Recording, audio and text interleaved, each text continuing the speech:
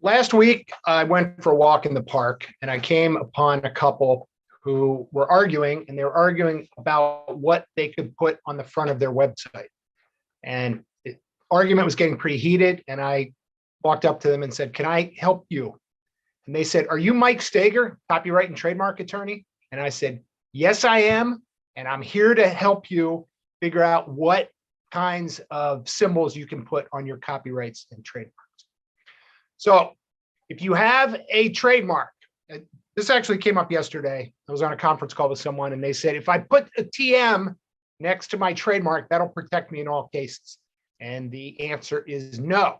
So the TM here, what that means is that you think you have a trademark.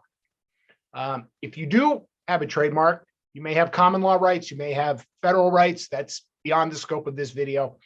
But if you put the TM on there, you are putting people on notice that you think that you have a trademark. You may have some rights. If you don't have a trademark, putting the TM up there does not give you any rights. What you really want to have is the R in the circle. That means that you have a federal registered trademark. You can only put the R with the circle up there if you actually have a federal trademark registration. If you put it up there, you do not have a federal trademark registration. It is illegal, it is fraud, and it can get you into trouble down the road if you end up in a dispute. It is not necessary that you put the R or the TM up there, but it's a good idea because you're putting people on notice that you have a trademark. Somebody starts using your trademark and you had the R or even a TM up there. It's hard for them to say, "Oh, well, we didn't know that this was actually a trademark."